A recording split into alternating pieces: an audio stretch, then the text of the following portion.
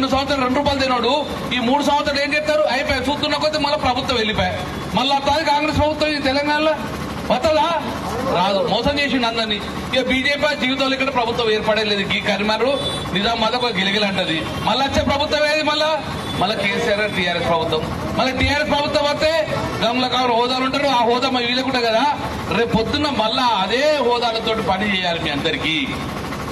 ఏదైతే Congress party BJP party మోసం చేసిందో దాన్ని మళ్ళీ మనం చేయాలి. అందుకే నేను ఒక్కటే మీ అందరు రిక్వెస్ట్ చేస్తున్నా.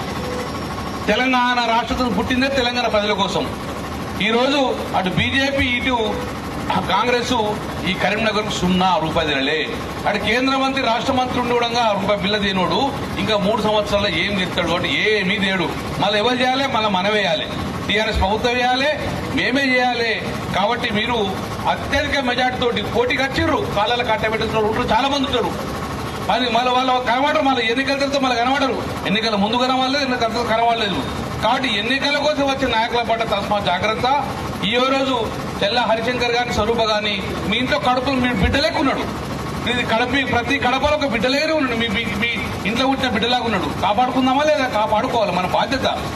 ఈ రోజు ఆయన డిప్యూటీ మేయర్ కార్పొరేటర్ కాబట్టి మీకు ఎలాంటి ఇబ్బంది జరగలేదు.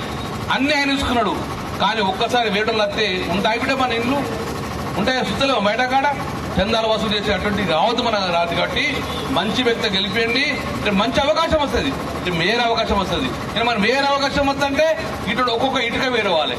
ఈ ఇటుకను కూడా మనం గెలిపిస్తే ఇల్లు అవుతుంది. కాబట్టి ఒక్కొక్క ఇటుక వేర్చుకుంటే మనము ఈ రోజు 10 సంవత్సరాలు ఇక్కడ మేయర్ మనమే ఉన్నాము, ప్రభుత్వం మనం ఉన్నాము, ఎమ్మెల్యే మనం ఉన్నాం. కాబట్టి అద్భుతంగా డెవలప్ చేసుకున్నాం. మళ్ళీ ఎమ్మెల్యే నేనే ఉన్నా, మళ్ళీ మేయర్ చేసుకుంటే అద్భుతంగా డెవలప్ చేసుకున్నాం. వీళ్ళు ఫెయిల్ అయినరు. Congress party BJP party 2 fail అయింది. కాబట్టి ప్రభుత్వంలో లేకున్నా పోరాటం చేసినాం. కాబట్టి మీ అందరూ ఆశీర్వదించాలి. మళ్ళీ కరీంనగర్ అద్భుతంగా తీసేందుకు మీరందరూ టీఆర్ఎస్ పార్టీ మద్దతు చేయాలి.